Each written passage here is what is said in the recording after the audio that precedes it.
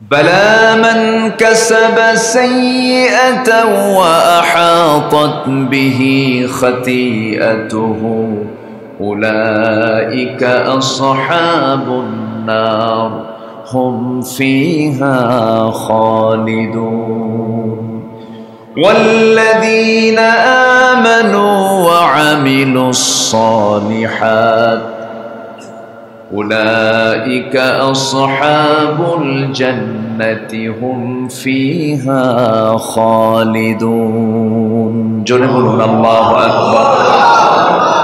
একটু মনোযোগ দিয়ে শুনুন। আল্লাহ রাব্বুল আলামিন বলেন, যে বান্দা পাপ কাজকে অর্জন করবে, পাপ যার জীবনে অ্যাটাক করে ফেলবে, যে ব্যক্তি পাপকে অর্জন করবে, ওয়াহাতাত বিহি খাতিআতুহু, পাপ তাকে ঘেরাও করে ফেলবে।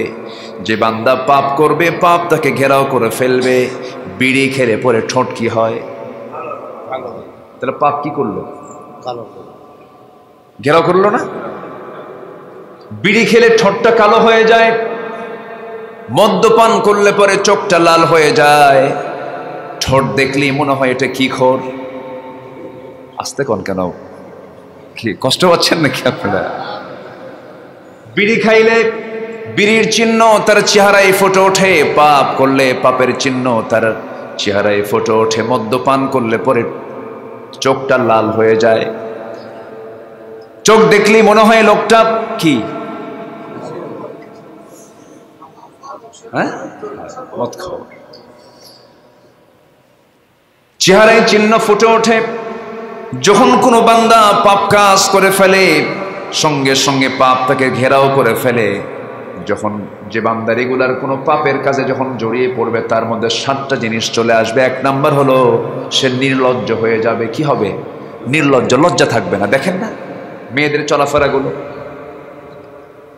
ওদের গায়ে কাপড় চোপড় নাই, এরপরেও বলে আমার কি কোনো মান সম্মান নাই। কি কথা কি বুঝতেছেন? মানে মাথায় টুপি দিয়া, পরনে লুঙ্গি নাই, পরনে কি নাই, মানে টুপির খুব মেহনত চলতেছে কিন্তু এদিকে লুঙ্গি নাই তার। আমার বন্ধুগণ,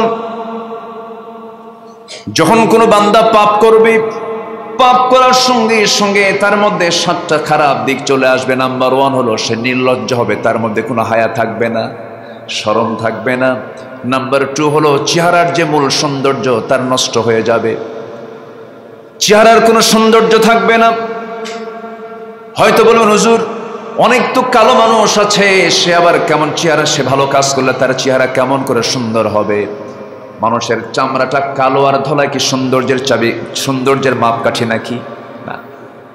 কালো গায়ের স্কিনটা কালো, এটা মানেই যে সে অসুন্দর তা নয়। স্কিনটা সাদা এ মানে যে সে চেহারার সৌন্দর্য তার ভালো তা নয়। চেহারার যে প্রকৃত নূর, চেহারার যে মূল সৌন্দর্য, এই সৌন্দর্য যখন কোনো বান্দা পাপ করে এটা হারিয়ে যায়। এটা কি হয়? হারিয়ে যায়। নাম্বার 3 হলো ওই বান্দা ধীরে ধীরে রোগাক্রান্ত হয়ে পড়ে। নাম্বার 4 হলো তার রিজিকটা কমে যায়। হয়তো বলবেন হুজুর আকাম কুকাম যারা করে তারা তো কোটি কোটি টাকার মালিক, মিলিয়ন বিলিয়ন ট্রিলিয়ন ডলারের মালিক, আপনি কি বলছেন এই কথা?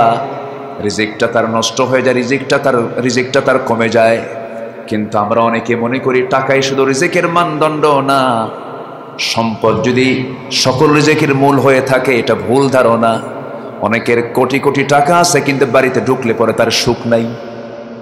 زين للناس حب الشهوات من النساء والبنين والقناطير المقنطرة من الذهب والفضة والخيل المسومة والأنعام والحرث ذلك متاع الحياة الدنيا والله عنده حسن المآب জোরে বলুন আল্লাহু আকবার। মানুষের জন্য আকর্ষণীয় করে দেওয়া হয়েছে 6টা জিনিসকে। নাম্বার 1 আল্লাহ তাআলা এখানে বলেছেন নারীকে পুরুষের জন্য, পুরুষকে নারীর জন্য আকর্ষণ করে দেওয়া হয়েছে। একটা মেয়ে যখন হেঁটে যায় পুরুষ তার দিকে চেয়ে থাকে, কিন্তু চেয়ে থাকে কেন? আকর্ষণ করে দিয়েছেন আল্লাহ রাব্বুল আলামিন। আল্লাহ চাইতে মানা করেন নাই, তাকিয়ে থাকতেও মানা করেন নাই, তুমি তাকিয়ে থাকো, কিন্তু আমার নিয়মটা তুমি ফলো করে তাকাও। তুমি যদি সুন্দর করে হিজাব কবুলের মধ্য দিয়ে বিয়ের পদ্ধতি অবলম্বন করে যদি তোমার স্ত্রীর দিকে যদি বারবার তাকাও, প্রত্যেকটা নজর আমি আল্লাহ তাআলা সওয়াব দিয়ে দেব। মাওয়াদ্দাতা ওয়া রাহমা, স্বামী স্ত্রীর সম্পর্ক যদি হয়ে থাকে তোমার ভিতরে, তার ভিতরে, এর মধ্যে শুধু আমি মোহাব্বতটা দেই না, রহমতটার সঙ্গে যোগ করে দেই। জোরে বলেন সুবহানাল্লাহ। স্বামী স্ত্রীর এই সম্পর্কের মধ্যে দুটো জিনিস থাকে, একটা হচ্ছে ভালোবাসা এবং রহমত। আর স্বামী স্ত্রী ছাড়া যে গাছতলা, বটতলা, আর কি তলা আছে? আচ্ছা, বাঁশতলা, যাই হোক। আচ্ছা, এই যে সিপাই সুপাই যে জোড়া জোড়া বসে থাকে, এখানে ভালোবাসা কিছু কাজ করে, কিছু যে কাজ করে না তা না, ভালোবাসা কিছু কাজ করে, তো কিছু চোখের পানিও ফেলে। শোনো, আমি তোমার ছাড়া বাঁচবই না, এই ক্ষণিকের জন্য কিছু ভালোবাসা কাজ করে। কিন্তু এই ভালোবাসার মধ্যে কিছু ভালোবাসা থাকতে পারে, কিন্তু কোনো রহমত, যে কাজে রহমত নাই সেই কাজে কোনো বরকত নাই। ওটাকে লাভ না লস? ওটাকে লাভের প্রজেক্ট না লসের প্রজেক্ট? লসের প্রজেক্ট। আমার বন্ধুগণ, আল্লাহ রাব্বুল আলামিন বলছেন, বালা মান কাসাবা সাইয়্যাতান ওয়া আহাতাত বিহি খাতিআতুহু ফাউলাইকা আসহাবুন নারি হুম ফিহা খালিদুন। বান্দা, তুমি পাপ করবে, পাপ তোমাকে ঘেরাও করে ফেলবে। আর যখন তুমি পাপ করতে করতে যখন পাপটা তোমার জন্য ইজি হয়ে যাবে, জাহান্নাম তোমার খুব নিকটবর্তী হয়ে যাবে। এই সমস্ত লোকের সার্টিফিকেট আল্লাহ নিজেই দিচ্ছেন, আর হবে জাহান্নামের বাসিন্দা, জান্নাত কখনো পাবে না। আল্লাহ তাআলা তাদের ঠিকানার মেয়াদও বলে দিচ্ছেন। যারা পাপকে পাপ মনে করে বারবার করবে তারা কি হবে? হুম ফিহা খালিদুন, তারা চিরস্থায়ী জাহান্নামে থাকবে, জাহান্নাম থেকে বের হবে না। যেরকম নাউজুবিল্লাহ। এই দুনিয়াতে আল্লাহ রাব্বুল আলামিন পাপ করার জন্য পাঠান নাই, গুনাহ করার জন্য পাঠান নাই। আবার অনেক ফাঁক ফকর খোঁজে, হুজুর এটা কি ছোট পাপ না, এটা বড় পাপ। আমার ভাইয়েরা, আল্লাহ রাব্বুল আলামিন এর পরের আয়াতে আবার সান্ত্বনার বাণী দিয়ে বলছেন, ওয়াল্লাযীনা আমানু ওয়া আমিলুস সালিহাতি উলাইকা আসহাবুল জান্নাহ হুম ফিহা খালিদুন। পক্ষান্তরে যারা ঈমান আনবে এবং আমলে সালেহ করবে, ঈমান যারা আনবে ঠিকঠাক মতো, যাদের ঈমানের মধ্যে কোনো ভেজাল থাকবে না, যাদের ঈমানের মধ্যে কোনো গন্ডগোল থাকবে না, শিরিক মুক্ত হবে ঈমান, বিদআত মুক্ত হবে ঈমান, ফ্রেশ ঈমান যে বান্দা আনবে এবং আমলে সালেহ যে বান্দা করবে, আল্লাহ বলছেন এই দুটো আমল বান্দা যদি দুনিয়া থেকে করে যেতে পারো, আমি তোমাকে কেমন জান্নাত দেব, যে জান্নাত থেকে আমি তোমাকে আর কখনো বের করব না। জোরে কোন সুবহানাল্লাহ। জান্নাত আমি তোমার থেকে কখনো কেড়ে নেব না। জান্নাতটা এত বড় নিয়ামত, আল্লাহ তাআলা জান্নাতটা বরাদ্দ রেখেছেন ওই সমস্ত বান্দার জন্য যারা ঈমানটা ভালো করে আনবে, আমলে সালেহটা করবে। আমলে সালেহ মানে হলো 7 দিন একদিন নামাজ নয়, 7 দিনের 7 দিনই নামাজ, 1 ওয়াক্ত না 5 ওয়াক্ত নামাজ, 5 ওয়াক্ত নামাজ, 5 ওয়াক্ত নামাজ এত গুরুত্বপূর্ণ একটা বিষয়। বান্দা যতগুলো অপরাধের কারণে বান্দা জাহান্নামে যাবে, এর মধ্যে 1 নম্বর অপরাধ আল্লাহ তাআলা তার হকের ব্যাপারে তিনি বান্দাকে সতর্ক করেছেন, বান্দারে 1 নম্বর অপরাধ হলো নামাজ না পড়ে আসবে, আমি তোকে জাহান্নামে ঢুকায় দেব। আল্লাহ রাব্বুল আলামিন সূরা মুদ্দাসসিরের মধ্যে বলছেন, মা সালাকাকুম ফি সাকার ক্বালু লাম নাকু মিনাল মুসাল্লিন ওয়া লাম নাকু নুতঈমুল মিসকিনা ওয়া কুন্না নাখুদু মাআল খায়িদিন ওয়া কুন্না নুকাযযিবু বিয়াউমিদ্দিন হাত্তা আতানাল ইয়াকিন। জোরে বলুন আল্লাহু আকবার। ও বান্দারা, আজকে তোমরা জাহান্নামে কেন? জাহান্নামীরা বলবে, দুনিয়ার জিন্দেগিতে আমরা 4টা কাজ করে আসি নাই। নাম্বার 1 হলো আজানগুলো শুনেছি, কানে আজানের আওয়াজটা চলে আসছে, কিন্তু আজান শোনা মাত্রই মসজিদে না গিয়ে আমরা হেলায় খেলায় বিভিন্ন কাজে কর্মে নিজেকে জড়িয়ে রেখে নামাজটা আমরা বাদ দিয়েছি, ঘুমের মধ্যে আমরা কাটিয়ে দিয়েছি। এই জন্য আজকে আমরা জাহান্নামে। আমার বন্ধুগণ, এই দুনিয়াতে নির্দিষ্ট একটা টাইম নিয়ে এসেছি। 1 সেকেন্ড আগেও মরণ হবে না, 1 সেকেন্ড পরেও মরণ হবে না। সবাই দুনিয়া থেকে বিদায় নিয়ে নেব। এই জন্য আমার আপনার দায়িত্ব হলো, আমি যদি ইমানের দাবি যদি করতে চাই, আজান শোনার সঙ্গে সঙ্গে বান্দা অন্য কাজে না নামাজে, অন্য কাজে না নামাজে, নামাজে চলে যেতে হবে। যে বান্দা আজান শোনার পর নামাজটা তার মধ্যে, নামাজের আগ্রহ যার মধ্যে আসে না, সে বান্দা কখনো প্রকৃত ইমানদার হতে পারে না।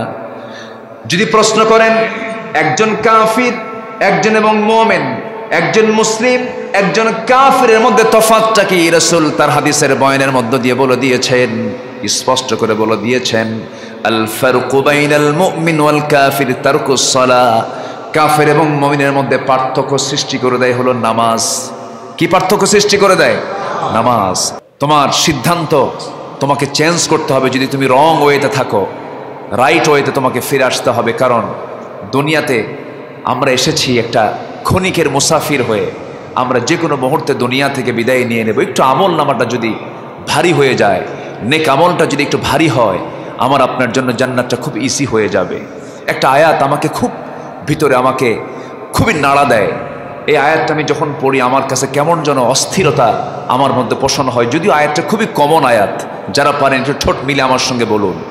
আল্লাহ রাব্বুল আলামিন বলেন, আল কারিআতু মাল কারিআতু ওয়া মা আদরাকা মাল কারিআ ইয়াওমা ইয়াকুনুন নাসু কাল ফারাশিল মাবথুস وتكون الجبال كالعهن المنفوش فأما من ثقلت موازينه فهو في عيشة راضية وأما من خفت موازينه فأمه هاوية وما أدراك ما هي নারুন হামিয়া। যার আমলনামাটা, নেক আমলনামা যার ভারী হয়ে যাবে, সে জান্নাতের বাসিন্দা হয়ে যাবে। যার আমলনামাটা, নেক আমলটা যার পাতলা হয়ে যাবে, জাহান্নামের সে বাসিন্দা হয়ে যাবে। এই জন্য এই দুনিয়াতে পাপ যে হবে না তা নয়, পাপ তো হবে। এই জন্য আল্লাহ তাআলা এখানে ওজনটা, মাপের কথা বলেছেন, মিজানের কথা বলেছেন। তোমার গুনাহ হবে, কিন্তু গুনাহটার ওজনটা যেন কম হয়, নেক আমলের পাল্লাটা যেন ভারী হয়ে যায়। তবে গুনাহটা সেই গুনাহ হওয়া যাবে না যে গুনাহ তোমার জন্য জাহান্নামটা, তোমার জন্য জান্নাতে যে কাজের জন্য বাজেয়াপ্ত হবে, সেই গুনাহগুলো করা যাবে না। গুনার মধ্যে কিছু লেভেল আছে। আমি আপনাকে থাপ্পড় মারলাম, এটার শাস্তি একরকম। আমি আপনাকে জখম করে দিলাম, এটার শাস্তি একরকম। আমি আপনাকে পেটের চাকু মেরে দিলাম, এটার শাস্তি আরেক রকম। আবার আমি আপনাকে দুনিয়া থেকে গুলি করে দুনিয়া থেকে বিদায় করে দিলাম, এটা আরেক রকম অপরাধ। থাপ্পড় মেরেছি, যে শাস্তি হয়, গুলি করে মানুষ মেরে ফেলা হলো, তার শাস্তি কি একরকম নাকি? গুনার মধ্যে কিছু ক্লাস আছে। কিছু কিছু গুনাহ বান্দা, ছোটখাটো যদি কোনো গুনাহ যদি তুমি বান্দা করে ফেলো, সেই সমস্ত গুনার দিকে আমি আল্লাহ তাকাবই না। কারণ রহমান তো কেউ নন, রহমান একমাত্র কে? রাহিম তো কেউ নাই, রাহিম একমাত্র কে? আল্লাহ বলছেন বান্দারে, এই ছোট ছোট গুনাহগুলোকে তাহলে আমি কি করব? আল্লাহ রাব্বুল আলামিন বলেন, সুন্দর করে তিনি বলছেন, ইন তাজতানিবু কাবাইরা মা তুনহাউনা আনহু নুকাফির আনকুম সাইয়্যাতিকুম ওয়া নুদখিলকুম মুদখালান কারীমা। বান্দা, তুমি যদি তোমার জীবন থেকে বড় বড় কবিরা গুনাহ, কাবাইর, বড় বড় কবিরা গুনাহগুলো যদি তোমার জীবন থেকে মাইনাস করে ফেলে দাও, বান্দা আমি তোমাকে ওয়াদা করছি, তোমার জীবনের অর্জিত যে সমস্ত ছোটখাটো গুনাহগুলো আছে, সমস্ত গুনাহগুলোকে তোমার জীবন থেকে মুছে, তোমার আমলনামা থেকে সব আমি মুছে সাফ করে দিয়ে, ফ্রেশ করে দিয়া, আমি তোমাকে সুন্দর সম্মানজনক জান্নাত আমি তোমাকে দিয়ে দেব। জোরে বলি সুবহানাল্লাহ। কবিরা গুনাহগুলো কি কি? ওই সমস্ত কবিরা গুনাহগুলোর কথা আল্লাহ রাব্বুল আলামিন বিভিন্ন জায়গায় বলেছেন, যেরকম শিরকের কথা বলেছেন, কুফুরের কথা বলেছেন, পিতামাতার সঙ্গে উকুকুল ওয়ালিদাইন, নাফরমানি আচরণ, এই সমস্ত আচরণগুলো অত্যন্ত গর্হিত কাজ, বড় ধরনের অপরাধ এগুলো। আল্লাহ রাব্বুল আলামিন এই সমস্ত বিষয় নিয়ে বনী ইসরাঈলের সঙ্গে কিছু অঙ্গীকার নিয়েছিলেন। আল্লাহ তাআলা থার্ড আয়াতে বলছেন, ওয়াইদ আখাযনা মিসাকা বনি ইসরাঈলা লা তা'বুদুনা ইল্লাল্লাহ ওয়া বিল ওয়ালিদাইনি ইহসানা وبذي القربى واليتامى والمساكين وقولوا للناس حسنا। জোরে বলুন আল্লাহু আকবার। হে রাসূল, আমি সেই সময়ের কথা আপনি স্মরণ করুন যে সময় আমি বনী ইসরাঈলের সাথে আমি কিছু অঙ্গীকারনামা নিয়েছিলাম। এর মধ্যে 1 নম্বর অঙ্গীকার হলো ইবাদত করবে একমাত্র কার? কারো গোলামি করবে না। কে ছাড়া? কে ছাড়া বলেন? আল্লাহ ছাড়া। এটা 1 নম্বর। নাম্বার 2 হচ্ছে অবিল ওয়ালিদাইনি ইহসানা, পিতামাতার সঙ্গে তোমরা সুন্দর আচরণ করবে।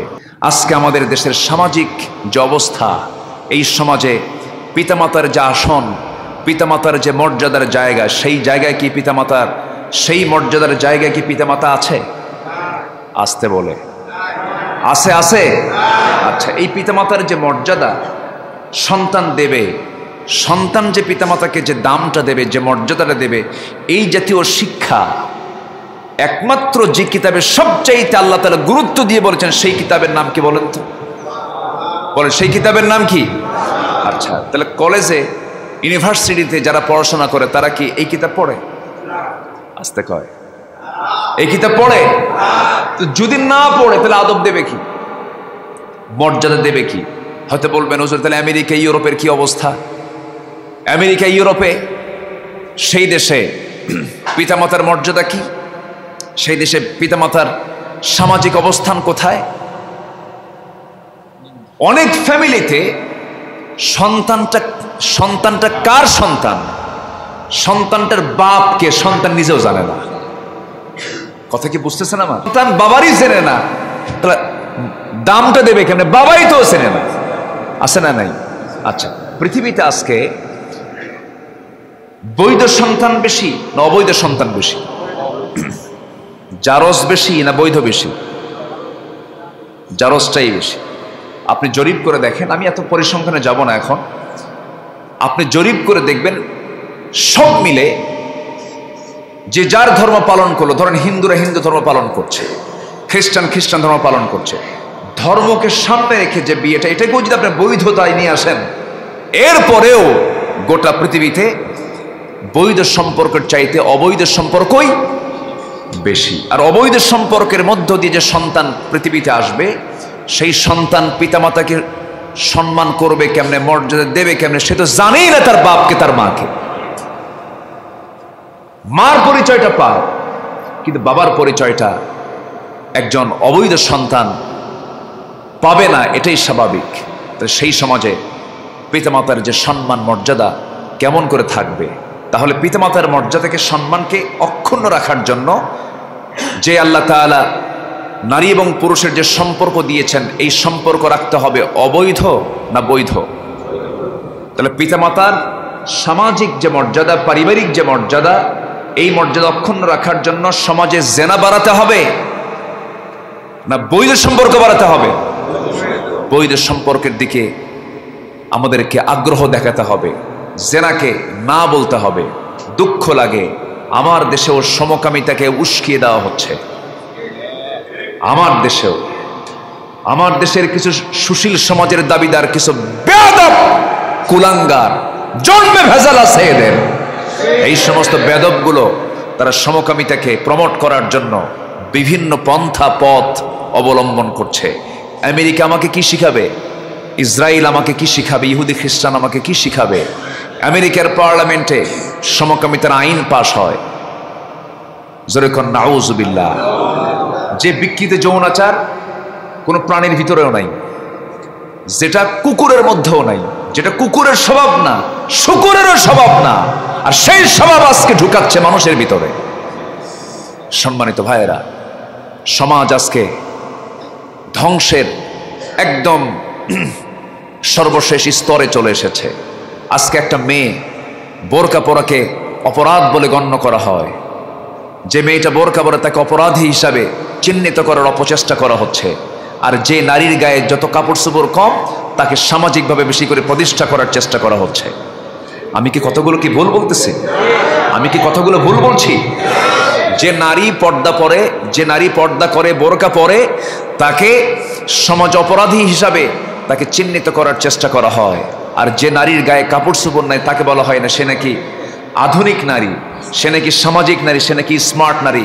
স্মার্ট হওয়ার জন্য বেশি কিছু লাগবে না, একটা স্মার্ট ঘড়ি কিনবেন আর একটা স্মার্ট লুঙ্গি পরবেন, আপনি স্মার্ট হয়ে যাবেন। স্মার্ট কি ঘড়ি পরলে হয় আর লুঙ্গি একটা কিনলে হয়? স্মার্ট লুঙ্গি আছে তো, আছে না? আচ্ছা, স্মার্ট লুঙ্গি একটা কোম্পানি আছে, এই জন্য কইলাম। তাহলে স্মার্ট একখান বাজার থেকে লুঙ্গি কিনে আনলেন, আর এখন তো স্মার্ট ঘড়ি আছে না, একটা স্মার্ট ঘড়ি পরলেন, আপনি কি স্মার্ট হয়ে গেছেন? না। স্মার্ট যদি কেউ হতে চায় একমাত্র ইসলামী বান্দাকে স্মার্ট করতে পারে, ইসলামী বান্দাকে আধুনিক করতে পারে, ইসলামী বান্দাকে ভালো মানুষ হিসেবে গড়ে তুলতে পারে। এই জন্য পিতামাতার সামাজিক স্বীকৃতি, সমাজে তাদের মূল্যায়নের এক নাম্বার যে দিকটা, তাদের মূল্যায়নকে সমাজে প্রতিষ্ঠিত করার জন্য সমাজে থাকতে হবে কার বিধান? কার বিধান? স্কুল, কলেজ, ইউনিভার্সিটি সব জায়গায় থাকতে হবে। সব শিক্ষার পাশাপাশি, সকল সাধারণ শিক্ষার পাশাপাশি থাকতে হবে কোরআনের শিক্ষা। কিসের শিক্ষা বলেন? কোরআনের শিক্ষা। এটা হচ্ছে রুহ, রুহ যার মধ্যে প্রাণ আছে, এই জাতীয় শিক্ষাটা প্রত্যেক শিক্ষাঙ্গনে থাকতে হবে। সন্তান বাপমার খেদমত করবে কেমনে? সে তো খেদমতের শিক্ষাই জানে না, দোয়াই জানে না, খেদমত করবে কেমনে? এই জন্য আমি সবার কাছে, এখানে যারা বসে আছেন, আমার আরেকটা পরামর্শ থাকবে, ব্যক্তিগত উদ্যোগও থাকার দরকার আছে না নাই? বলেন আছে না নাই? আচ্ছা, আল্লাহ তাআলা ব্যক্তিগতভাবে বান্দাকে এটাও বলছেন, কু আনফুসাকুম ওয়া আহলিকুম নারা, নিজে বাঁচো, তোমার পরিবারকে জাহান্নাম থেকে বাঁচাও। এই জন্য পরিবারের দিকে আমাদের খেয়াল করার দরকার আছে না নাই? আমার মেয়েটা কোন ড্রেস পরছে, আমার ছেলেটা কোন ড্রেস পরতেছে, কোন প্যান্ট কিনে আনতেছে। এখন ম্যাক্সিমাম যুবকরা যে প্যান্টটা পরে, প্যান্টের হাঁটু কি ঠিক আছে না ফাটা? বলেন, হাঁটুটা কি ঠিক আছে না ফাটা? আচ্ছা, এটা কি ফাটা, কি পরে যে ফেটে গেছে, না কেনার সময় ফাটা? আস্তে করে, কোন সময় ফাটা? কেনার সময় ফাটা। তাহলে কেনার সময় এমন পোশাক যেটা কেনার সময় ফাটা কিনে নিয়ে আসে, তাহলে ফাটা প্যান্ট যদি কিনে নিয়ে আসে, নামাজ যদি কেউ মানে আল্লাহর দরবারে দাঁড়াতে চায়, আল্লাহর সামনে দাঁড়াতে চায়, তাহলে ফাটা প্যান্ট নিয়ে যদি নামাজে দাঁড়ায়, আগে নামাজে দাঁড়ানো না আগে পোশাক ঠিক করা? নামাজের আগে কিছু শর্ত আছে না? শুরুতুস সালাহ, নামাজ দাঁড়ানোর আগে কিছু শর্ত আছে। কেবলামুখী না হয়ে যদি আপনি পূবমুখী হন, অন্যদিকে হন, নামাজ হবে নাকি? হবে না। কেবলামুখী হতে হবে, পোশাক ঠিক রাখতে হবে, জায়গা পাক, পোশাক পাক হতে হবে, পোশাকটা সতর ঢাকতে হবে। এখন সতর কি হাঁটু মনে হয় সতর না নাকি? হাঁটু সতর না? আস্তে কর, হাঁটুর নিচ পর্যন্ত, হাঁটুর নিচ পর্যন্ত আপনাকে ঢাকতে হবে। অবশ্যই হাঁটুটা ঢাকতে হবে আপনার। হাঁটুর বরাবর যদি কারো ফাটা থাকে, নামাজ হবে? নামাজ হবে না। তাহলে সেই হাঁটু ফাটা প্যান্ট আপনার টাকায় ছেলে কিনে নিয়ে আসলো, আপনি কি করেন? কথা কয় না কি? কথা রাগ করতেছেন নাকি আপনারা? তাহলে এখানে অবশ্যই পারিবারিক দায়িত্ব আছে না নাই? আচ্ছা, আপনার মেয়ে একটা ওড়না কিনে আনছে, যেটা দিয়ে মাছও মারা যাবে। কি মারা যাবে? মাছ মারা যাবে। অথবা ওটা দিয়া যদি না ওড়না বানায়, যদি মশারি বানায়, মশারিও হবে। তাহলে মশারি মার্কা ওড়না কিনে নিয়ে আসলো আপনার টাকায়, আপনার মেয়ে, আপনি কি করলেন? দায়িত্ব আছে না নাই? কু আনফুসাকুম ওয়া আহলিকুম নারা, নিজে বাঁচো, তোমার পরিবারকে জাহান্নাম থেকে বাঁচাও।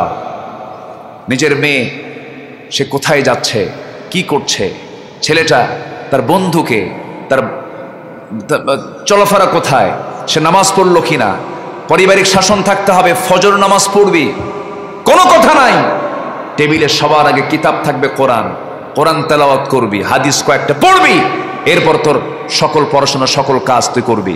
এরকম করে যদি পারিবারিক শাসন যদি আজকে থাকতো, অবশ্যই পরিবারগুলো জান্নাতের টুকরা হয়ে যেত। যেই ঘরের ভিতরে কোরআন তেলাওয়াত থাকে সেই ঘরে কখনো শয়তান ঢোকে না। আল্লাহু আকবার বলেন, আরো জোরে আল্লাহু আকবার। আমরা কোরআন দিয়ে দিন শুরু করব, জোরে বলি ইনশাআল্লাহ, আরো জোরে বলি ইনশাআল্লাহ। তাহলে ইবাদত হবে একমাত্র কার?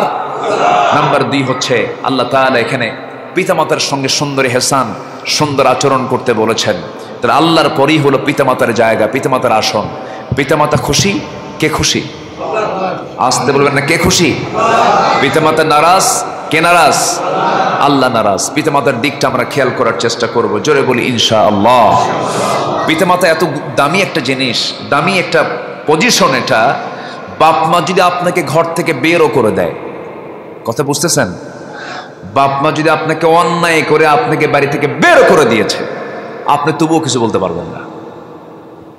কি একটা পদ এটা! বাপ মা এমন একটা অপশন।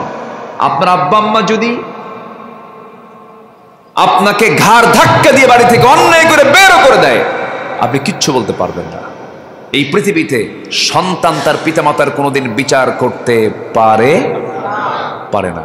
হ্যাঁ, পিতামাতার যদি কোনো দোষ থাকে, ফায়সালা করবেন, বিচার করবেন কে বিচার করবেন? আল্লাহ বিচার করবেন। কিন্তু সন্তান বিচার প্রার্থী হয়ে বাপমার জন্য কাউকে বলতে পারবে না। মারাত্মক কথা, খুব গুরুত্বপূর্ণ একটা বিষয়। এই জন্য বাপমাকে যেমন করে হোক সন্তুষ্ট করতে হবে। আমরা সন্তুষ্ট করব, জোরে বলি ইনশাআল্লাহ। কিন্তু বাপমা যদি আবার ওয়াইন জাহাদাকা আলা, যদি তোমার বাপমা যদি চেষ্টা করে তোমাকে শিরকের দিকে নিয়ে যেতে, সে সময় কি মানা যাবে? মানা যাবে না। বাপমাকে মানবো ততক্ষণ যতক্ষণ আমার আব্বা আম্মা কার হুকুম মানবে? আল্লাহর হুকুম মানবে। এক সাহাবী ইসলাম কবুল করেছেন। ইসলাম কবুলের পরে নবীর কাছে এসে বলতেছে, ইয়া রাসূলুল্লাহ, আমার মা তো আমার সঙ্গে কথা বলা বন্ধ করে দিয়েছে, খাওয়া বন্ধ করছে, কি করব? রাসূল বললেন, সাহাবী, তোমার জন্য আল্লাহ এবং রাসূলটা আগে, তুমি কি সিদ্ধান্ত নেবে তুমি আমাকে জানাও।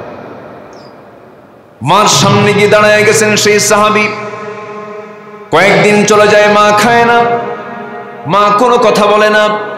তুই যতক্ষণ ইসলাম না ছাড়বি আমি ততক্ষণ পর্যন্ত খাবো না, তোর সঙ্গে কথা বলবো না।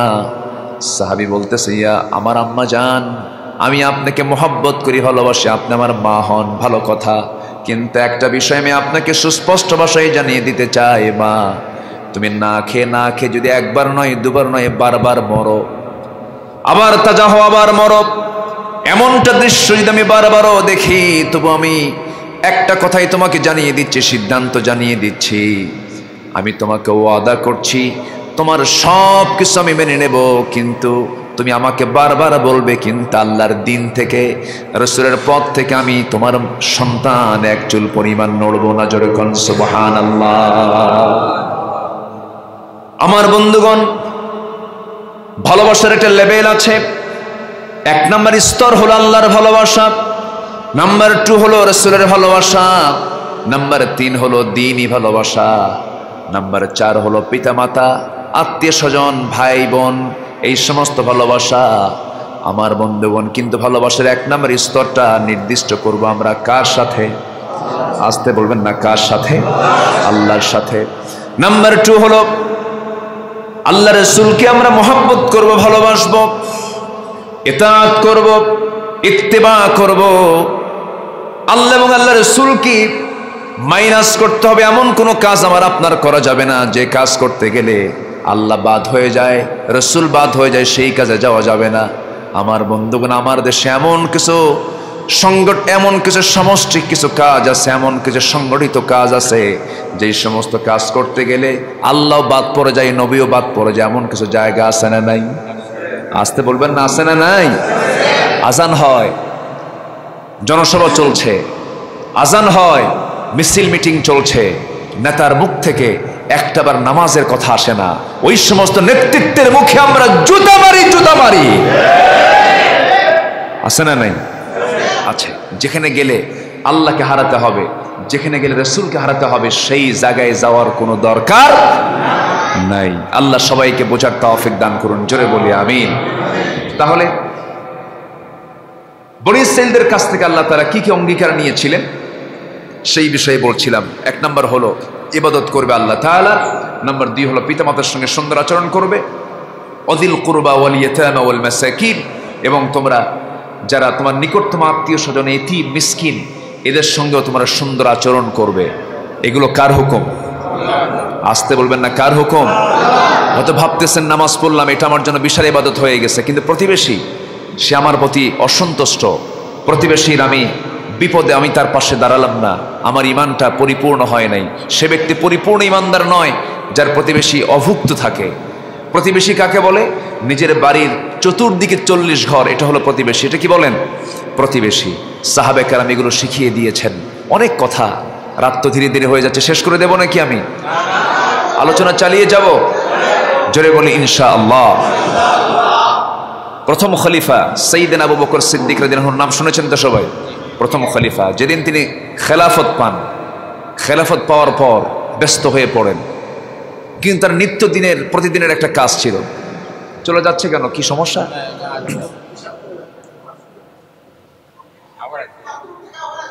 আবার আসবে না ইনশাআল্লাহ? আচ্ছা ঠিক আছে। হ্যাঁ, জরুরত তো। হ্যাঁ, দীর্ঘ সময় বসলে তো একটু চাপ চুপ আসেই। তাহলে আমি শেষ করে দিই নাকি? আচ্ছা কি করবো? আচ্ছা আরেকটু বলবো, দেখা যাক, বলি ইনশাআল্লাহ। আচ্ছা, কষ্ট পাচ্ছেন না তো? কষ্ট পাওয়ার আগেই শেষ করে দেবো ইনশাআল্লাহ। জি না, ফজর পর্যন্ত চালালে হয় না, সব দিকে আমরা খেয়াল করবো ইনশাআল্লাহ। তো প্রথম খলিফা আবু বকর সিদ্দিক রাদিয়াল্লাহু আনহুর আমল, তিনি যখন খেলাফত পান, তার এক প্রতিবেশী ছিল। প্রতিবেশী মহিলা ছিলেন, বৃদ্ধা একজন নারী, যার সন্তানাদিও ছিল না, স্বামীটাও দুনিয়া থেকে বিদায় নিয়েছেন। এই মহিলাকে দেখবে কে? সাইয়েদনা আবু বকর সিদ্দিক রাদিয়াল্লাহু আনহু। তিনি প্রত্যেক দিন যেতেন, তার সমস্ত কাপড় চোপড়গুলো ধুয়ে আসতেন, এরপরে তার খাবারগুলো জোগাড় করে দিয়ে আসতেন। এটা তার রেগুলার একটা ওয়ার্ক ছিল, এই কাজটা তিনি করতেন। কিন্তু তিনি এমন সময়ে যেতেন যে সময় কেউ জানতো না। সেদিন ওমর ফারুক রাদিয়াল্লাহু আনহু একদিন চিন্তা করলেন যে এই মহিলার সেবাটা কে করে। তিনি দেখার চেষ্টা করলেন, দেখতে পান না। মহিলাকে গিয়ে প্রশ্ন করলেন, আচ্ছা মা, আপনার বাড়িতে প্রত্যেক দিন আপনার খেদমত করার জন্য কোন লোকটা আসে, কোন দিক থেকে আসে? তো মহিলা, বৃদ্ধা মানুষ, বলে যে এক যুবক আসে, আমার খেদমত করে যায়, আমি তো তাকে দেখি না। সাইয়েদনা ওমর ফারুকের ভিতরে তার কিউরিওসিটি জাগলো না, আমি খুঁজে বের করতে হবে। কোন এক রাতের আধারে খালি পায়ে সাইয়েদনা আবু বকর সিদ্দিক রাদিয়াল্লাহু আনহু তিনি ঢুকে পড়েছেন ঘরের ভিতরে। মহিলার সেবা টেবা করা শেষ করে তিনি বাইরে বের হয়ে আসার সময় সামনে ওমর ফারুক রাদিয়াল্লাহু আনহু সামনে দাঁড়ায় দেখেন যে কেউ না। ইসলামের প্রথম খলিফা আবু বকর সিদ্দিক রাদিয়াল্লাহু আনহু সামনে, তার সামনে দাঁড়ায় গেছে। সালাম দিলেন, সালাম দিয়ে বলছেন, খালি পায়ে কেন? তিনি বলছেন, দেখো আমি জুতা পায়ে রওনা দিলে, জুতা পায়ে আসলে জুতার একটা আওয়াজ অনেকের কানে যেতে পারে, যদি টের পায় আমি আবু বকর আসছি, তাহলে তো আমার এই ব্যক্তিগত আমলটা সবাই জেনে গেল। আমি কাউকে জানাতে চাই না, আমি এটা আমার আল্লাহকে জানাতে চাই।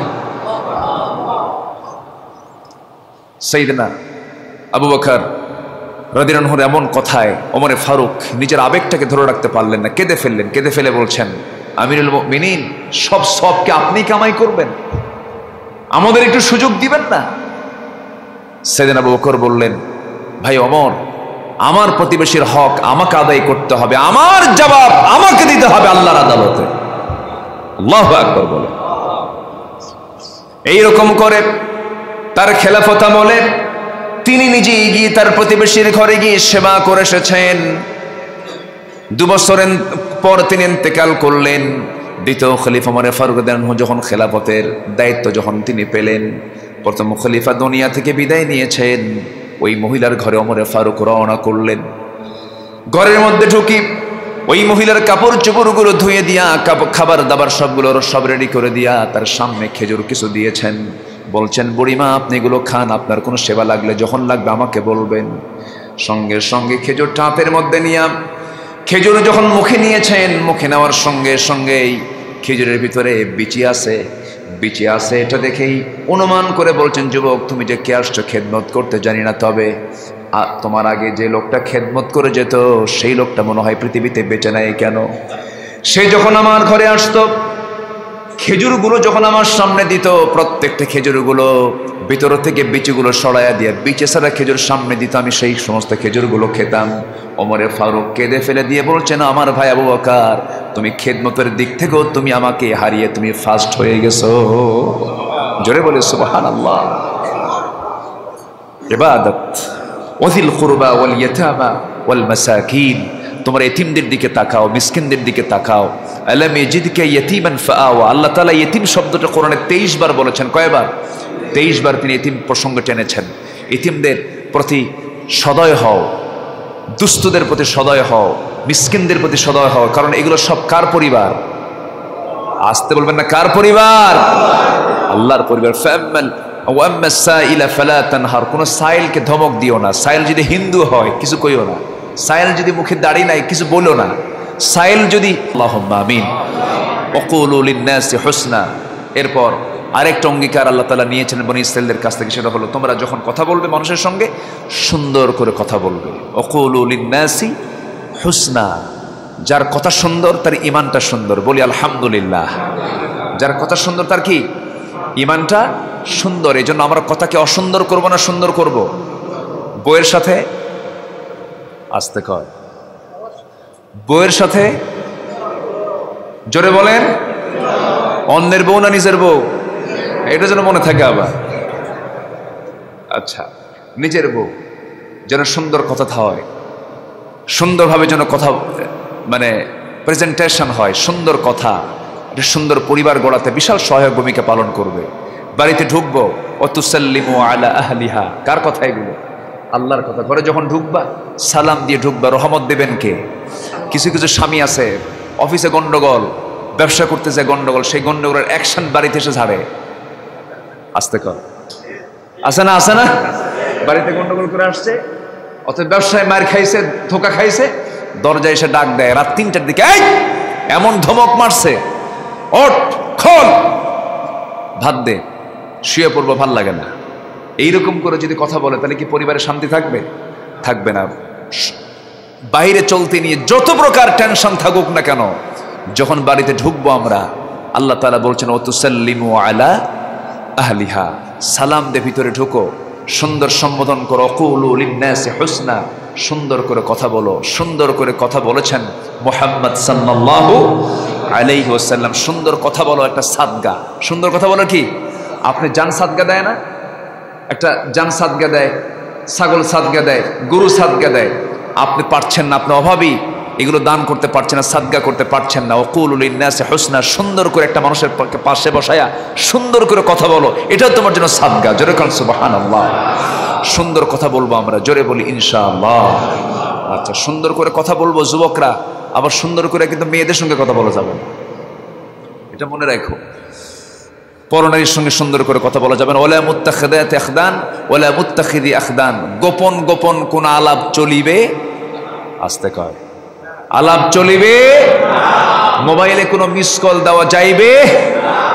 তারপর হোয়াটসঅ্যাপ, ইমো, মেসেঞ্জার, লাইন, আর কি আছে, ভাইবার, যা আছে, ওই জায়গায় ঢুকিতে গেলে কোনো পরনারীর সঙ্গে কথা বলা যাবে না।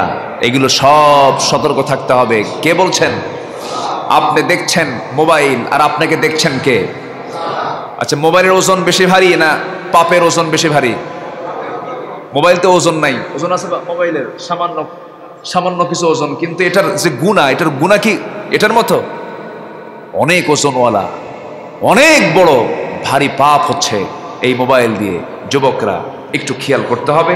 আল্লাহ তাআলা যুবকদেরকে সাইয়েদনা ইউসুফের চরিত্রে চরিত্রবান হওয়ার তৌফিক দান করুন। জোরে বলি আল্লাহুম্মা আমিন। তাহলে আমাদের কথা আমরা অসুন্দর করবো না সুন্দর করব? সুন্দর করব। আমার নবীজি, মেয়েরা তো একটু বাঁকা প্রবণ হয়, খুলিকাত মিন দিলাইন, মেয়েরা একটু বাঁকা প্রবণ হয়।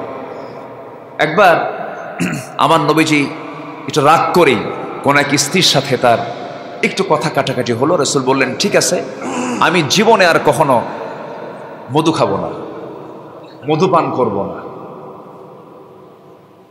এই কথা বলা মাত্র আল্লাহ তাআলা একটা আয়াত নাযিল করলেন, লিমা তুহাররিমু মা হাল্লাল্লাহু লাক, হে রাসূল, আপনি কেন হারাম করবেন যে আমি হালাল করেছি? আপনি কেন মধু খাবেন না? আমার নবীজি এটা রাগ করেছিলেন। কিন্তু তাদের রাগটাও ছিল একটা নিয়ন্ত্রণের ভিতরে। কিন্তু আজকে স্বামী স্ত্রীর ভিতরে যে কথার সৌন্দর্য থাকা দরকার ছিল, সেই সৌন্দর্য কি আজকে স্বামী স্ত্রীর মধ্যে আছে? অধিকাংশ আছে নাই, হারিয়ে ফেলে, নিয়ন্ত্রণ হারিয়ে ফেলে তালাক টালাক দিয়া আবার সংসার গড়তে চায়, এরকম আছে না? আচ্ছা, তালাক দেওয়ার পরে কি আর সংসার করার কোনো সুযোগ আছে? কোন তো যে থুতু আপনি মুখ থেকে ফেলেছেন মাটিতে, সেখান থেকে সেটা আবার তুলবেন মুখের মধ্যে? আছে না সমাজে, আছে না নাই বলেন? আখিরের জামানায় এটা বড় ফিতনা। সেটা হচ্ছে আখিরের জামানায় স্বামী স্ত্রীর পরিচয় দিয়ে তারা সম্পর্ক গড়বে, কিন্তু তাদের সম্পর্ক হবে হলো জেনার সম্পর্ক, বিয়ের সম্পর্ক হবে না। কেমন করে? কখন তালাক হয়ে গেছে সে নিজেও টের পায় নাই।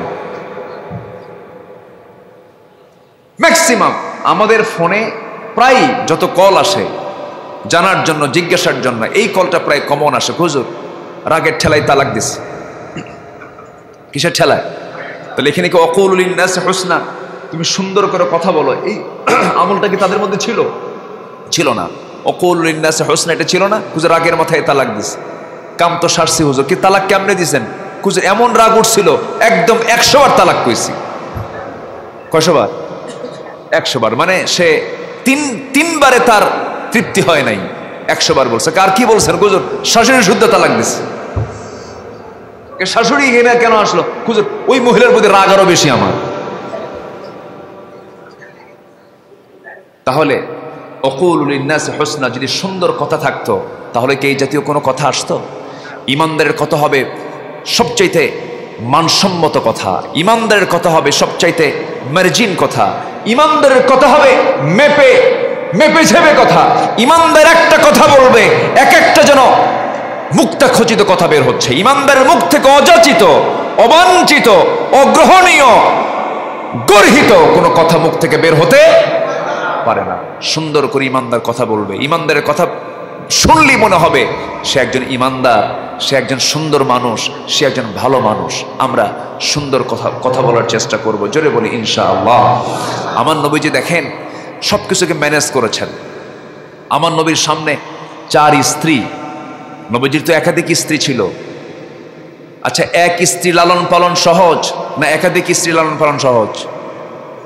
একজন। কঠিন কি একটা না একাধিকটা? রসুল কি একটা করেছেন, মানে সহজটা করেছেন না কঠিনটা করেছেন? কঠিনটা করেছেন। অনেকে সুন্নত খুঁজে পায় না, বুঝলেন? বলে যে একাধিক বিয়ে করে সুন্নত, মানে সুন্নত শুধু এখানেই ঘোরাফেরা করে, এরকম আছে না? কিছু আছে না? মানে দুনিয়া তার সুন্নত কোথাও খুঁজে পায় না, খালি এখানে শুধু মানে ঘুরে ফিরে বেড়ায়।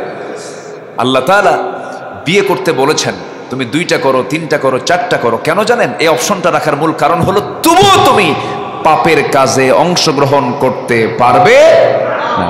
আল্লাহ তাআলা এই জন্য এই অপশনটা রেখে দিয়েছেন। কিন্তু আল্লাহ তাআলা নিজে আবার সে অপশন দিয়েছেন, ফাওয়াহিদাতান, জেনে রেখে দিও, ফাইন খিফতুম আল্লা তাআদিলু ফাওয়াহিদাতান, তোমার জন্য একটাই যথেষ্ট। কারণ সমতা রক্ষা করা সহজ বিষয় নয়। আমার নবীর কাছে 4 স্ত্রী এসে একদিন বলতেছে, হুজুর আপনি আমাদের 4 জনের মধ্যে গন্ডগোল লাগছে কেন? ও কয় আপনি নাকি ওরে বেশি ভালোবাসেন, আমি জানি আপনি আমাকে বেশি ভালোবাসেন। আবার ও কয় ওকে নাকি আপনি বেশি ভালোবাসেন। সত্যি করে বলেন তো, আমাদের এই 4 জনের মধ্যে আপনি কাকে বেশি ভালোবাসেন? বলেন তো, এই প্রশ্ন কি সহজ না কঠিন? কার নাম কইয়া কার চেহারা কালো দেখবেন বলেন? বিশাল ব্যাপার। আমার নবীজি বললেন, আমার 4 স্ত্রী, তোমরা আমাকে যে প্রশ্ন করেছ এই প্রশ্নের জবাবটা আমি আগামীকালকে দেব, যাও। 4 জনকে বাড়িতে পাঠায় দিছেন, ঘরে পাঠায় দিছেন। সন্ধ্যা হতেই অন্ধকার যখন হয়ে গেল, দেখা যাচ্ছে না, কেউ কাউকে দেখে না, এমন একটা সময় তিনি বের হলেন। হাতের ভিতরে 8টা খেজুর নিলেন, 2টা করে ভাগ করলেন। 8টা খেজুর। প্রথমে তিনি আম্মা জান আয়েশার ঘরে ঢুকলেন। ঘরের মধ্যে ঢুকে স্ত্রীকে লক্ষ্য করে সালাম দিলেন। রাসূল স্ত্রীদেরকেও সালাম দিয়েছেন আগে, সাহাবা কেরামকে সালাম দিয়েছেন আগে। কারণ যে ব্যক্তি আগে সালাম দেবে সে অহংকার মুক্ত, আর যে ব্যক্তি সালাম নেওয়ার জন্য পজিশন নিয়ে দাঁড়ায় থাকে আবার কয় কি বেয়াদব সালামটাও দিল না। এরকম কিছু আছে না বলেন? সে হলো অহংকারী, তার মধ্যে অহংকার আছে। এটার কিছু লক্ষণ তার মধ্যে খুঁজে পাওয়া গেল। আগে সালাম দেব, ছোট হোক বড় হোক যেখানেই থাকি না কেন, যে আগে সালাম দিবে সে জিতে যাবে।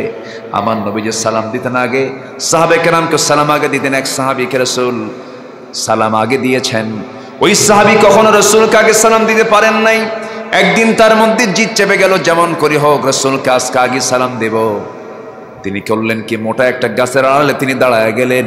আমার নবীজির সামনে দিয়ে হেঁটে হেঁটে আসতেছেন। হঠাৎ করে আড়াল থেকে, গাছের আড়াল থেকে বের হয়ে রাসূলকে আচমকা সালাম দিচ্ছেন, আসসালামু আলাইকা ইয়া রাসূলুল্লাহ। আমার নবীজি সালামের জবাব দিয়ে বলছেন, সাহাবী এমন টেকনিক করে কৌশল করে আগে সালাম দিলে কিন্তু সওয়াব পাবা না। সওয়াব যদি পেতে চাও সামনাসামনি আসো। যেরকম সুবহানাল্লাহ। নবীজি কি ছিলেন, কি উদার ছিলেন, কি মানুষটা ছিলেন। রাসূল আগে সালাম দিয়ে ফেলেছেন, জোরে বলে সুবহানাল্লাহ। আর একটু হুজুর বড়সড় হইলে পরে একটু মানে ভাবভুব বেড়ে যায়, এরকম আছে না, কিছু লোক আছে না, বলেন তো আছে। একটু সালামের অপেক্ষায় থাকে, মশান নিয়ে থাকে, আমার একটু সালাম দিক না। আর বিশ্বের সেরা মানুষ সবার আগে সালাম দিয়েছেন, জোরে বলে সুবহানাল্লাহ। আম্মা জান আয়েশার ঘরের সামনে দাঁড়াইয়া আম্মা জান আয়েশাকে লক্ষ্য করে বলছেন, আয়েশা আমি তোমাকে দারুণ ভালোবাসি, মহব্বত করি। আমি তোমাকে তোমাকে 2টা খেজুর দিয়ে গেলাম, এই যে 2টা খেজুর দিয়ে গেলাম, আর তোমাকে জানিয়ে দিচ্ছি এই যে 2টা খেজুর আমি তোমাকে দিয়েছি, এই তথ্য যেন কেউ না জানে, আমি তোমাকে কিন্তু দারুণ ভালোবাসি। দ্বিতীয় স্ত্রী ঘরে গিয়েও 2টা খেজুর দিয়ে কি কথা বললেন, শোনো 2টা খেজুর দিয়ে গেছি, এই কথা কেউ যেন না জানে, কোনো স্ত্রী কানে যেন সংবাদটা না যায়। এরকম করে 4 ঘরে গিয়ে তিনি 2টা করে খেজুর দিয়ে আসলেন। পরের দিন সকালবেলা বুক ভরা আশা নিয়ে সবাই চলে আসছে নবীর সামনে। এসে বলছেন, ইয়া রাসূলুল্লাহ সত্যি করে বলুন, আজকে জানিয়ে দিতে হবে আপনি কাকে সবচেয়ে বেশি ভালোবাসেন। নবীজি মুস্কি হাসি মেরে বলছেন, ও আমার স্ত্রী, আমার 4 জন স্ত্রী, আমি তাকেই সবচেয়ে বেশি ভালোবাসি যাকে গত রাত্রিতে আমি 2টা খেজুর লুকায় দিয়ে আসছি। যা সুবহানাল্লাহ। বিশ্বনবী বিশ্বমানের চরিত্র, বিশ্বনবী বিশ্বমানের মতো তিনি সুন্দর ফায়সালা করেছেন, ইতিদাল করেছেন, আদালত কায়েম করেছেন, পরিবারে, সমাজে, রাষ্ট্রে। আল্লাহু আকবার বলেন, সব জায়গায়। আসুন আমরা সেই নবীর চরিত্রে আমরা চরিত্র খোঁজার চেষ্টা করি, রাসূলকে চরিত্র আধার হিসেবে আমরা গ্রহণ করি। আল্লাহ তাআলা কবুল করুন, জোরে বলি আল্লাহুম্মা আমিন। তাহলে আমরা প্রথমে শিখলাম হলো ইবাদত করব একমাত্র কার। নাম্বার 2 হচ্ছে পৃথিবীতে আল্লাহর হকের পর পিতামাতার হক আমরা আদায় করব, জোরে বলি ইনশাআল্লাহ। নাম্বার 3 হচ্ছে আত্মীয় স্বজন, এতিম, মিসকিন, এদের প্রতি আমরা সদয় হব। নাম্বার 4 হলো আমরা কথা বলবো, মুখ থেকে যখন যদি কথা বলতে হয় সেই কথা হবে চুপ থাকার চেয়েও শ্রেষ্ঠ, চুপ থাকার চেয়েও শ্রেষ্ঠ। যে কথাটা আমরা বের করবো সেটা যেন চুপ থাকার চেয়েও শ্রেষ্ঠ হয়, বলি আলহামদুলিল্লাহ। চুপ থাকাই ভালো, যদি চুপ না থেকে যদি কিছু কথা বলতে হয় সেই কথাটা যেন চুপ থাকার চাইতে কি হয়, ভালো হয়, শ্রেষ্ঠ যেন হয়। চুপ থাকা যদি হয়, কথা বলা যদি হয় রূপার মতো, আর চুপ থাকা হচ্ছে সোনার মতো। রূপার দাম বেশি না সোনার দাম বেশি? সোনার দামটা বেশি। এই জন্য আমরা চুপ থাকাই চেষ্টা করব বেশি। আর যদি কথা বলতেই হয় তো সেই কথাটা যেন চুপ থাকার চাইতে যেন শ্রেষ্ঠ হয়। আল্লাহ কবুল করুন, জোরে বলি আমিন। আচ্ছা, ওয়াকিমুস সালাহ। নাম্বার 5 হলো তোমরা নামাজ কায়েম করবে। নামাজ কি করবে? কায়েম করবে। আল্লাহ তাআলা নামাজ কায়েমের কথা বহুবার বলেছেন। তার ওয়াজটা এত ঘন ঘন, সবচেয়ে বেশি ঘন ওয়াজ করেছেন আল্লাহ তাআলা 2টা বিষয়ে, ওয়াকিমুস সালাহ, এরপরে কি? জোরে বলেন, ওয়াকিমুস সালাহ ওয়া আতুজ যাকাত। এই ওয়াজ আল্লাহ তাআলা একবার করেছেন না বারবার করেছেন? আচ্ছা, বারবার যে কথাটা বলা হয় সেই কাজের কি গুরুত্ব কমে না বাড়ে? বাবা ওই বন্ধুকে বন্ধু বানাইস না, বাবা ওই জায়গায় যাস না, বাবা ওই জায়গায় যাস না, বাবা ওই জায়গায় যাস না, বাবা ওই জায়গায় যাস না, বারবার বাবা বলছে, এদিকে গুরুত্ব কমলো না বাড়লো? বাড়লো। তো আল্লাহ তাআলা নামাজের ব্যাপারে এবং যাকাতের ব্যাপারে বারবার বলেছেন, কারণ নামাজ হচ্ছে কার হক? আসতে বলুন, নামাজ কার হক? আর যাকাত হলো বান্দার হক। এই 2টা হক, যাকাত হলো বান্দার হক আর নামাজ হলো আল্লাহর হক। এই 2টা মূল হক যদি সমাজে চালু হয়ে যায়, হক লঙ্ঘিত কোনো গুনার সমাজে থাকবেই না, হক লঙ্ঘিত কোনো গুনাহ সমাজে থাকবেই না। এই জন্য আল্লাহ তাআলা এই ব্যাপারে বারবার তাকিদ দিয়েছেন। কিন্তু বনী ইসরাঈলরা কি করলো? সুম্মা তাওয়াল্লাইতুম ইল্লা কালিলাম মিনকুম, অধিকাংশই এই সমস্ত কথাগুলো থেকে তারা ব্যাক করলো, অন্যদিকে ফিরে, মানে তাদের চেহারা ফিরায় নিল। ওয়া আনতুম মুআরিদুন। তো সেই বনী ইসরাঈলদের মতো যেন আপনার উম্মত না হয়, রাসূলকে এই আয়াতগুলো নাজিল করে রাসূলকে শিখাচ্ছেন, হে রাসূল আপনি এই কথাগুলো আপনার উম্মতদের মাঝে, আপনার সাহাবীদের মাঝে, আপনি ইমানদারদের মাঝে এই সমস্ত কথাগুলো আপনি বলে দিন, জানিয়ে দিন। আসুন আমরা এই সমস্ত কাজগুলো আমাদের জীবনে বাস্তবায়ন করি। আল্লাহ তাআলা সেই তৌফিক সবাইকে দান করুন। জোরে বলি আল্লাহুম্মা আমিন। আরো জোরে আল্লাহুম্মা আমিন। সবার বাড়িতে মা বোন আছে না নাই? সবার বাড়িতে মা বোন আছে তো ইনশাআল্লাহ। জাহান্নামে পুরুষ বেশে যাবে না মহিলা বেশে যাবে? মহিলা বেশে যাবে। সেই মহিলাগুলো তো আমাদের মা, আমাদের বোন, আমাদের স্ত্রী, আমাদের আকরিবা, আমাদের আত্মীয় স্বজন পরিবার। তারা জাহান্নামে যাক, আমরা কি চাবো এটা? আমরা কি চাবো? মেয়েরা জান্নাতে যাবে, খুব সহজ কাম, শুধু একটা কাজ তারা করবে। কয়টা কাজ? একটা কাজ। একটা কাজ আরো তিনটা কাজকে টেনে নিয়ে আসবে। একটা কাজ তিনটা কাজকে টেনে নিয়ে, চারটা কাজ রসুল বলেছেন যে মহিলার মধ্যে থাকবে তার জন্য 8টা জান্নাতের দরজা আল্লাহ তাআলা খুলে রাখবেন এবং বলবেন যে ও মহিলা, তুমি 8টা জান্নাতের দরজায় তুমি যাও, যে দরজাটা তোমার দেখে বেশি পছন্দ হবে সেই দরজা দিয়ে তুমি জান্নাতে চলে যাবে। এটা আল্লাহ তাআলা নারীদেরকে অফার দিয়েছেন। এখন এই 4টা কাজের 3টা কাজ হলো কিন্তু পর্দা নাই, জান্নাত পাবে? আসতে হবে, জান্নাত পাবে? পাবে না। পর্দাটা এত গুরুত্বপূর্ণ একটা ইবাদত, যদি কেউ পর্দা না করে নামাজ পড়ে, নামাজ হবে? নামাজও হবে না। পর্দা ওই 3টা কাজকে টেনে নিয়ে আসবে। যার মধ্যে পর্দা থাকবে তার নামাজ নষ্ট হবে না, যার মধ্যে পর্দা থাকবে তার রোজা নষ্ট হবে না, যার মধ্যে পর্দা থাকবে সে স্বামীর কখনো অবাধ্য হবে না, যার পর্দা নাই সেই মহিলার স্বামীর অবাধ্য হয়, ঠিক কিনা? আচ্ছা, এখন পর্দাটা কি শুধু নারীর না পুরুষেরও? পুরুষের মনে হয় পর্দা নাই। আচ্ছা, আল্লাহ পর্দা করতে বলছে আগে নারীকে না পুরুষকে? আল্লাহু আকবার, সব তো শিক্ষিত। এখানে তো ওয়াজ করছেন আপনারা, অনেক বেশি ওয়াজ করছেন, আলহামদুলিল্লাহ, বলি আলহামদুলিল্লাহ। তাহলে আল্লাহ তাআলা পর্দা করতে বলেছেন আগে নারীকে না আগে পুরুষকে? আচ্ছা, বোরকা পরাই কি পর্দা? শুধু বোরকা পরাই কি পর্দা? না। পর্দাটা হচ্ছে চোখের পর্দা, আছে না নাই? চোখের পর্দা আছে না? চোখের পর্দা আছে, চোখের গুনাহ, চোখের জেনা আছে। জেনা কখন হয়? যখন চোখের পর্দা না থাকে। যখন চোখের পর্দা না থাকে তখন চোখের জেনা হয়ে যায়। তো এই চোখের পর্দাটা, এটার জন্য কোনো বোরকা লাগবে না, কোনো কাপড় চোপড় লাগবে না, এটার জন্য লাগবে হচ্ছে তাকওয়া। একটা হারাম দৃশ্য আমি দেখতে পারবো না, হারাম জিনিস আমি দেখতে পারবো না, এরপর আমি দেখছি, এটা আমার জন্য পর্দা লঙ্ঘন হয়ে গেল। আর পর্দা লঙ্ঘন যখন হবে ওই বান্দার দ্বারা যা তাই হতে পারে। এই জন্য আমি যে বিষয়টা বোঝাতে চাচ্ছি সেটা হলো, পর্দা যদি কোনো ইমানদারের মধ্যে থেকে যায়, 16 আনা পর্দা যে বান্দা বান্দির মধ্যে থাকবে, সেই বান্দা কখনো হারাম কাজে যেতে পারবে না। এই জন্য আসুন সবার পরিবারে আমরা বিশেষ করে পর্দার বিষয়টা খেয়াল করার চেষ্টা করব বেশি।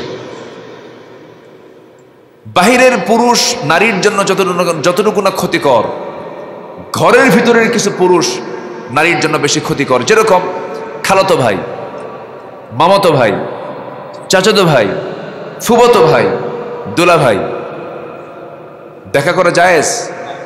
আসতে বলে, দেখা করা জায়েজ আছে? দেখা করা জায়েজ নাই।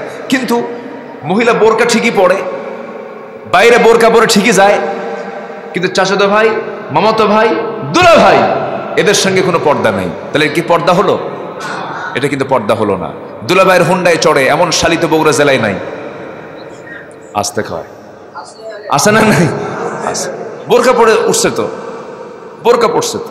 এখন বোরকা পরে দুলা ভাইয়ের হুন্ডার পিছনে উঠে, এখন দুলা ভাই মানুষ, হুন্ডাই চড়ছে, না উঠলেও কেমন হয়, আবার গায়ের সঙ্গে গা লাগলে এটা কেমন হয়, এই জন্য একটু দূরেই, মাঝখানে একটা গ্যাপ রেখে একটু দূরেই বসছে। দুলা ভাইয়ের সামনে যে এমন ব্রেক মারছে, এক ব্রেকে গ্যাপ পূরণ। তাহলে গ্যাপ পূরণ করার কি কোনো সুযোগ দেওয়া যাবে? গ্যাপ পূরণ করার সুযোগ দেওয়া যাবে না। এই জন্য বেড়া ক্ষেত খায়, বেড়া ক্ষেত খায়। এই জন্য এই পর্দাগুলো বিশেষ করে যারা নিকটতম আত্মীয় স্বজন, যাদের সঙ্গে দেখা করা জায়েজ নাই, এদের সঙ্গে পর্দাটা হবে দুর্বল পর্দা না শক্ত পর্দা? শক্ত পর্দা আমরা অবলম্বন করব।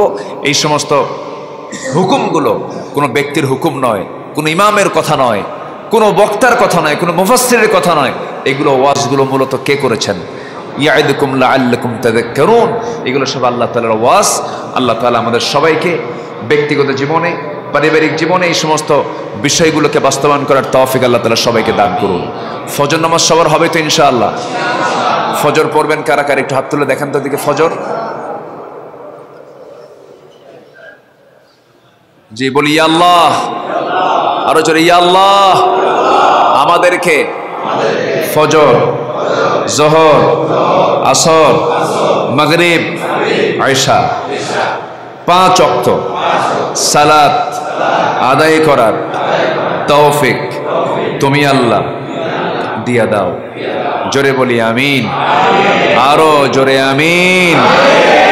হাত নামা। আসেন আমরা দোয়া নাকি? আচ্ছা সকলে একটু বসে। দোয়ার আগে আমাদের একটু কাজ আছে। সুবহানাক আল্লাহুম্মা ওয়া বিহামদিকা আশহাদু আল লা ইলাহা ইল্লা আনতা আস্তাগফিরুকা ওয়া আতুবু ইলাইক। আসুন আমরা আল্লাহর কাছে চাবো আমাদের সকল আকুতি, সকল আমাদের চাওয়া, আমরা সব কিছু চাইবো কার কাছে? আল্লাহর কাছে আমরা চাবো। আসুন আমরা যে যেখানে আছি আমরা কোনো কথা না বলি, সোজা এখন দোয়ার দিকে যাচ্ছি। আমি নিজেও ব্যক্তিগতভাবে দোয়া চাই, সবাইকে আমার জন্য দোয়া করবেন না ইনশাআল্লাহ? যতটুকু কথা বলেছে আল্লাহ যেন আমাদের সকলকে বাকি জিন্দেগিতে এগুলো আমলে নিয়ে আসার তৌফিক আল্লাহ তাআলা আমাদেরকে দান করেন, এই আশাবাদ কামনা করছি। আসুন আমরা এখন দোয়ার দিকে যাই। আল্লাহুম্মা আমিন। রব্বানা যালামনা আনফুসানা ওয়া ইল্লাম তাগফির লানা ওয়া তারহামনা লানাকুনান্না মিনাল খাসিরিন। ربنا لا تزغ قلوبنا بعد إذ هديتنا وهب لنا من لدنك رحمة إنك أنت الوهاب। আল্লাহ তাআলা অনেক রাত হয়েছে তোমার পছন্দের কিছু বান্দাগুলোকে নিয়ে তোমার কালাম থেকে কিছু কথা বলেছি, কাঙ্গাল ফিকারের মতো দুটো হাত পেতে আছি। আল্লাহ গুনার দিকে নজর দিও না, বান্দা মনে করে তামাম জিন্দেগির সমস্ত গুনাহগুলোকে মাফ করে দাও। জনম দুঃখিনী মা, জনম দুঃখী বাপজান যারা চলে গেলেন, জিন্দেগির গুনাহগুলো মাফ করো, কবরগুলোকে তুমি আল্লাহ জান্নাতের টুকরা বানায়া দাও। আল্লাহ তাআলা অনেক আলোচনা শেষ করে বাড়ি ফিরে যাব, সন্তানদের চেহারা দেখব, স্ত্রী পরিবারের চেহারা দেখব, কিন্তু যে মার উদর থেকে, যে মার পেট থেকে এই পৃথিবীতে এসেছি, যেই মার পেটের মধ্যে আমরা 10টা মাস ছিলাম, অনেকেই গিয়ে সেই নয়ন মাখা, সেই চোখ জুড়ানো মার চেহারাটা দেখতে পাবো না। মা অনেকের দুনিয়া থেকে বিদায় নিয়েছেন, যারা আব্বা আম্মা দুনিয়া থেকে বিদায় নিল, তোমার কাছে ফরিয়াদ করি কবরগুলোকে জান্নাতের টুকরা বানায়া দাও। আব্বা আম্মার জন্য কি দোয়া তাও শিখিয়ে দিয়েছ। সবাই চক্ষু বন্ধ করুন, দিল থেকে আওয়াজ দিয়ে সবাই আমার সঙ্গে ঠোঁট মিলিয়ে বলুন, রব্বির হামহুমা কামা রব্বায়ানি সগীরা, রব্বির হামহুমা কামা রব্বায়ানি সগীরা, রব্বির হামহুমা কামা রব্বায়ানি সগীরা। বিশেষ করে মাহফিলের আয়োজন যারা করলেন, শোনার জন্য যারা আসলেন, মেহেরবানি করে বিনিময়ে কিয়ামতের কঠিন ময়দান, যেদিন কেউ কাউকে চিনবে না, এমনকি মা সন্তানকে পর্যন্ত স্বীকার করে বসবে, যেদিন মানুষ কাঁদতে কাঁদতে চোখের পানিগুলো পড়ে যাবে, চোখ থেকে রক্ত বের হওয়া শুরু হয়ে যাবে, সেই কঠিন মুসিবতের দিন এই মাহফিল সবার জন্য তুমি আল্লাহ নাজাতের মাধ্যম বানায় দিও। মসজিদের ইমাম সাহেবকে কবুল করে নাও, খতিব সাহেবকে কবুল করে নাও, আয় আল্লাহ তার ইমাম মুয়াজ্জিন সাহেবদেরকে কবুল করে নাও, কমিটি মেম্বারদেরকে তুমি আল্লাহ কবুল করে নাও। 100তম মাহফিল আজকে, 100 দিন 100 পর্ব শেষ হলো। আল্লাহ মেহেরবানি করে এই মাহফিলটার পেছনে যারা শ্রম দিয়েছেন, যারা অর্থ খরচ করেছেন, সময় দান করেছেন, সবার শ্রম অর্থ দানকে তুমি আল্লাহ মেহেরবানি করে কবুল আর মঞ্জুর করে নাও। এই গ্রামের প্রতি, এলাকার প্রতি তোমার খাস রহমত নাজিল করো। আয় আল্লাহ তাআলা আশেপাশে যে সমস্ত ভাইয়েরা অনেকে আসতে পারেন নাই, মেহেরবানি করে দিনমুখী করে দাও, কোরআনমুখী করে দাও। মা বোন যারা হাত তুলেছেন, যার যা চাওয়া, যার যা প্রার্থনা তুমি আল্লাহ দয়া করে মঞ্জুর করে নাও। এই দুনিয়াতে আসার তো সিরিয়াল ছিল, যাওয়ার তো কোনো সিরিয়াল নাই। ডান হাতে আমলনামা না আসা পর্যন্ত মরণ দিও না। মালাকুল মউত কোন দিন আসবে জানি না, তোমার কাছে ফরিয়াদ করি, তোমার পছন্দের বান্দা না হওয়া পর্যন্ত মরণ দিও না।